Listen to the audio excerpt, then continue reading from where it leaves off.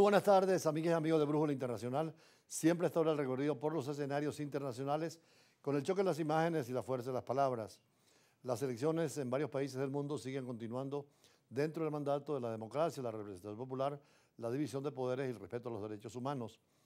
Pero naturalmente que hay países que tienen un problema donde la elección no es posible por un Estado fallido, es decir, en manos del AMPA o de los grupos irregulares. Es el caso, por ejemplo, de Haití, donde el Consejo Presidencial de Transición de Haití nombró a Gary Conille como primer ministro, que tenía la misión de liderar esa nación caribeña golpeada por la violencia. Esto lo acaban de anunciar los miembros de la Junta Reestructuradora del Poder.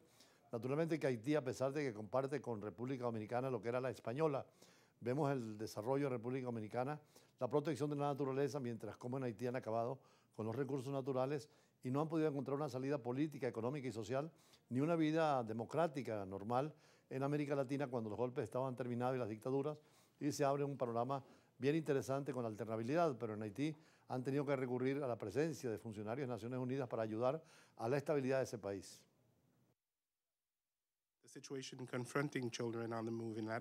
El Consejo Presidencial de Transición de Haití designó un primer ministro. Gary Conille, un médico de 58 años que ocupó ese cargo durante 6 meses entre 2011 y 2012, se desempeñaba actualmente como director regional de UNICEF para América Latina y el Caribe. Su nombramiento se produjo 2 meses y medio después del anuncio de la dimisión de Ariel Henry, en medio de un aumento de la violencia de las pandillas en el país.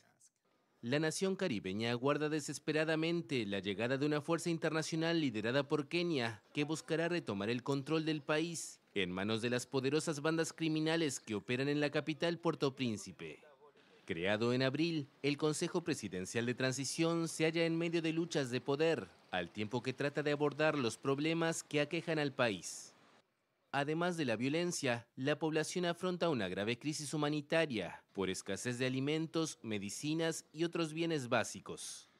UNICEF advirtió la semana pasada que el sistema de salud está al borde del colapso por una combinación de violencia, desplazamientos masivos, epidemias peligrosas y la creciente desnutrición. En otros países, y especialmente en el África, donde la democracia tardó en llegar, se establece de manera definitiva. Por eso vemos con interés los resultados electorales y lo que está pasando en Sudáfrica con el nuevo criterio de una oposición que después de 30 años no ha podido gobernar, pero que el gobierno se ha ido desgastando con el tiempo. Naturalmente que el caso de Sudáfrica es excepcional después de toda la dictadura que hubo de los blancos, el apartheid, y ahora, después de casi 30 años, en el gobierno de Nelson Mandela. Por eso, al celebrar elecciones legislativas, aparentemente las más reñidas desde el fin del apartheid, hace 3 décadas, en lo que el Congreso Nacional Africano del difunto Nelson Mandela por primera vez podría perder la mayoría absoluta. Recordemos que ahí es el Parlamento el que elige al jefe de Estado. Es un régimen parlamentario copiado del régimen parlamentario inglés, pero en una democracia funcional y después de Mandela difícil de gobernar por los señalamientos de corrupción y de intranquilidad en el país con la violencia desatada. Por eso se estima que pudieran perder las elecciones el Partido de la Unidad Africana.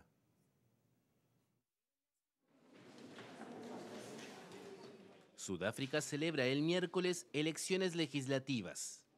Más de 27 millones de personas están registradas para elegir de forma proporcional a los 400 diputados del Parlamento, que una vez constituido, se encargará de nombrar en junio al próximo presidente. Es muy importante que la gente participe en la política de su país y en el futuro del país.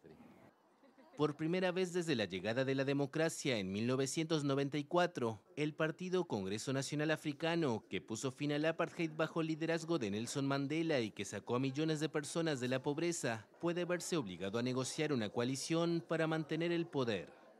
Entre la población crece la frustración por el desempleo, que afecta a 1/3 de la población activa, así como por la criminalidad, los escándalos de corrupción y los recurrentes cortes de agua y electricidad.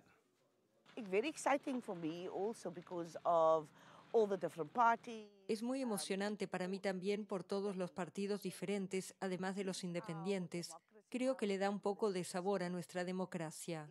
Creo que cambiará la estructura después de estas elecciones y creo que hará que nuestra democracia sea mucho más madura.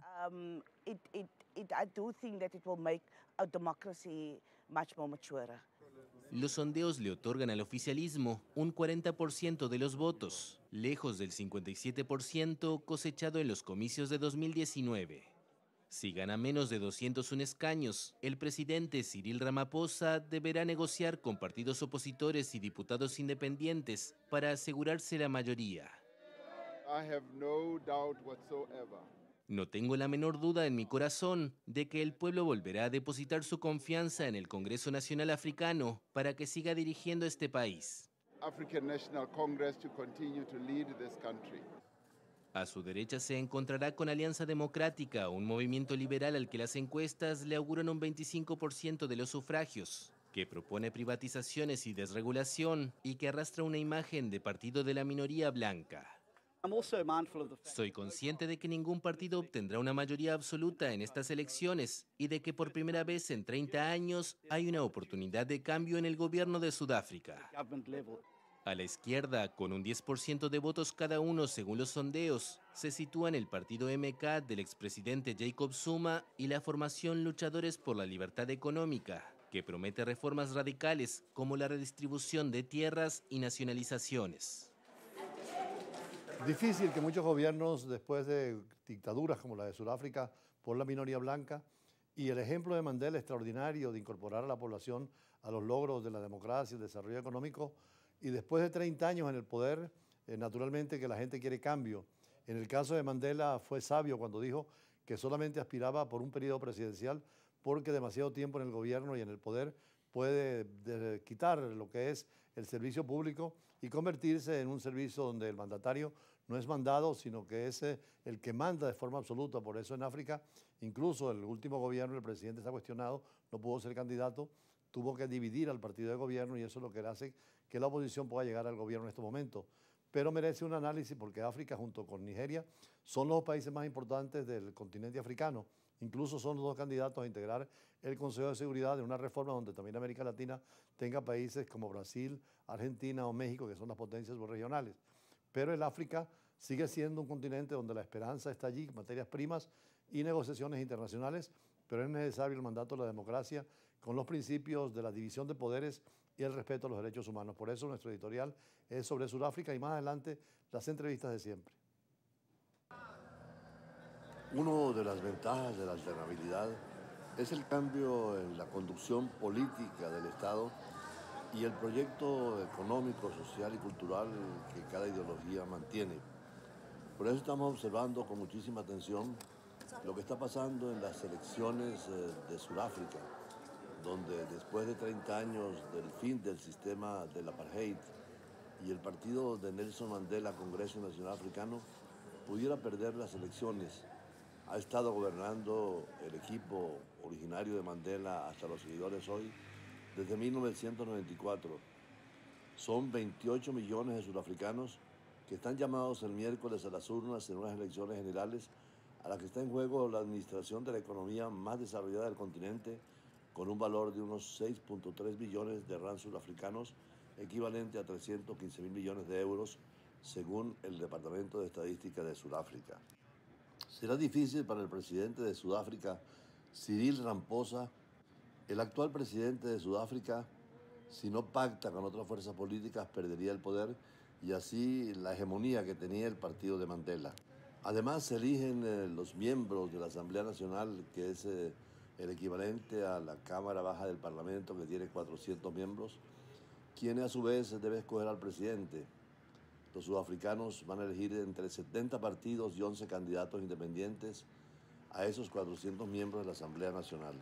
Como en todos los procesos electorales hoy en día, en el caso de Sudáfrica, sería observada la observación internacional de la Unión Africana dirigida por el expresidente de Kenia, Uhuru Kenyatta, y a la que fueron miembros de 24 países, aunque la Comisión Electoral Independiente dispone de 7 días para proclamar los resultados oficiales. Está prevista que los dé a conocer el próximo domingo. Para el gobierno es difícil negar los escándalos de corrupción, problemas nacionales como el desempleo, la criminalidad o los cortes eléctricos. Pero el presidente Ramaphosa de Sudáfrica espera tener la mayoría necesaria, aunque las encuestas le dan seguro una derrota. Mandela parece ya ser olvidado a pesar de que fue el primer presidente negro de Sudáfrica de 1994 a 1999 y no quiso repetir en el poder. Hoy hay cerca de 5 millones de votantes que tienen menos de 30 años y no conocen ni vivieron la brutalidad del régimen segregacionista, el apartheid. En razón de esto, muchos jóvenes no se sienten en deuda con el partido oficial que consiguió la libertad para los sudafricanos y ayudó a levantar la democracia y sacó a millones de personas de la pobreza mediante la creación del sistema de bienestar social. Pero igualmente el Parlamento sudafricano votó este martes en contra de lanzar un proceso de destitución contra el presidente actual Cyril Ramaphosa, también señalado por acusaciones de corrupción. Es complicada la situación para el partido oficialista del Congreso Nacional Africano. La República de Sudáfrica es un país miembro de la Unión Africana y de Naciones Unidas, situado en África Austral. El sistema político sudafricano es parlamentario. El presidente es el jefe de Estado, el jefe de gobierno y jefe de las fuerzas de defensa de la nación. Es elegido por el Parlamento bicameral, que consiste en la Asamblea Nacional o Cámara Baja y el Consejo Nacional de Provincias o Cámara Alta. Esta semana tendremos nuevo presidente de Sudáfrica, como siempre en la confrontación entre el gobierno y la oposición, pero salvaguardando la democracia, los derechos humanos y la libertad.